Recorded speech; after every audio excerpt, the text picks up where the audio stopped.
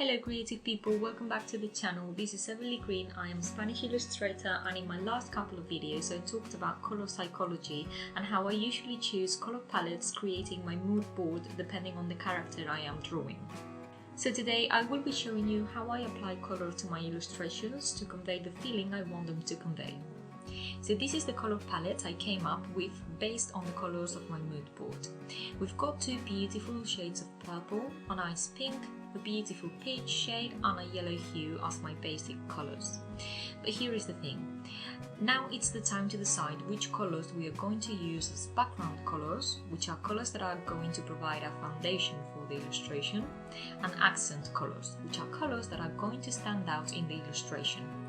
And in order to do so, the first thing we need to ask is, what mood do we want to set for this illustration? What is it that we want to convey? Now for this particular illustration, because I am drawing the scene where Rapunzel uses her magic brush to craft herself a beautiful dress, I want to convey a sense of magic, creativity, elegance and even warmth.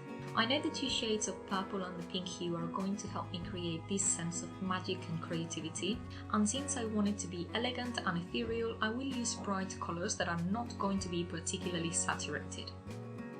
Also, the analogous relationship between these three colours ensures that they complement each other well, so they will be perfect as background colours.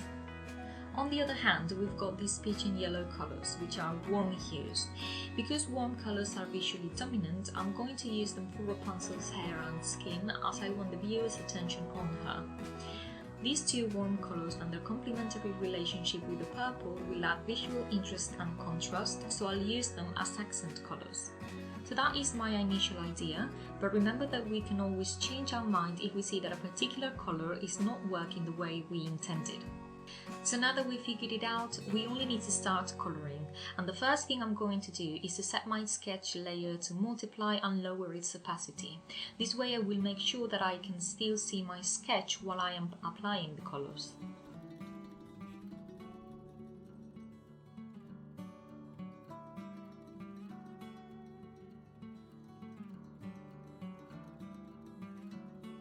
I'm also going to add a blue background layer.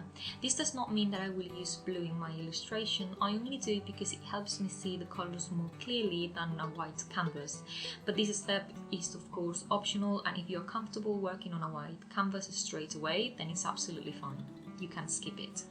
The thing I always colour first in my illustrations is the skin, so I'm going to use a nice peach tone for it.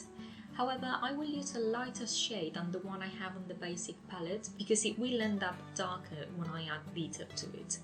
And whenever I need to use the same colour on a different layer, I use a different colour on a lower layer and then drag the original colour over.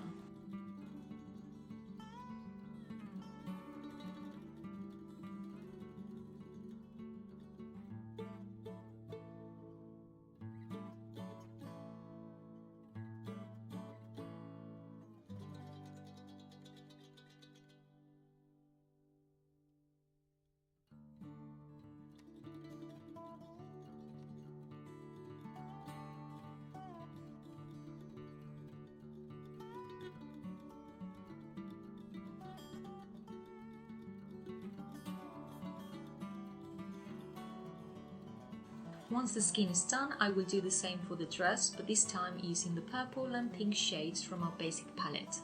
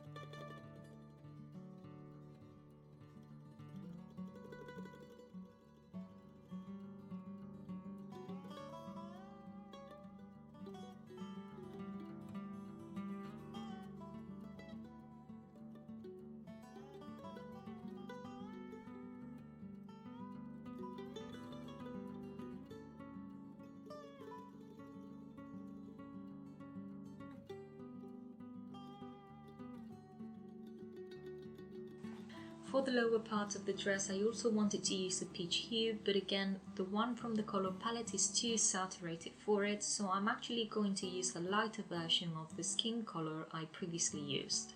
I'm also going to add some yellow details to the dress to make it more eye-catching.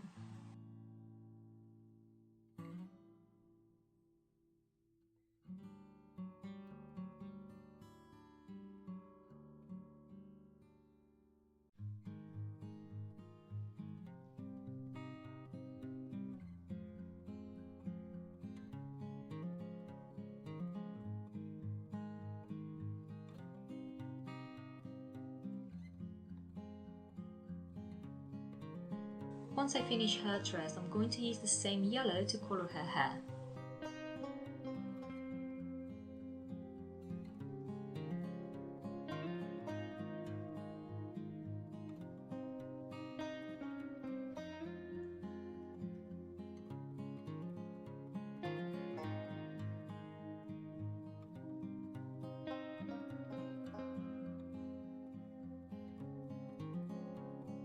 And now that our character is done, it's time to change our background color, and I want to use either a purple or a pink shade.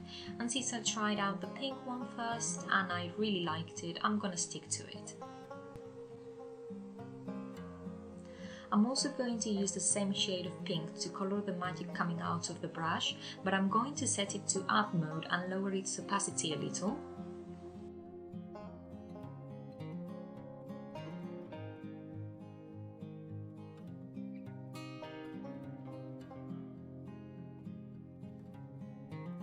Like so.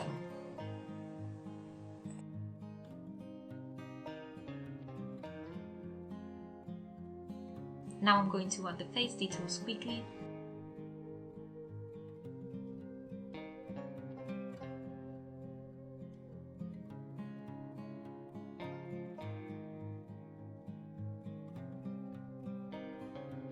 And there we have it, our basic colours are complete. Remember, don't be afraid to play around with your palette to find what works best for your illustration. Making changes along the way is perfectly normal, so don't get discouraged if things don't look perfect right away. Mastering colours takes time, practice and a bit of patience, so try to have fun experimenting. And remember, if you found this video useful, don't forget to give it a thumbs up and subscribe to the channel for more arts videos. And also you can follow my journey as an illustrator on Instagram @everlygreenart, where I post all my illustrations. Have a lovely day and see you in the next video. Bye!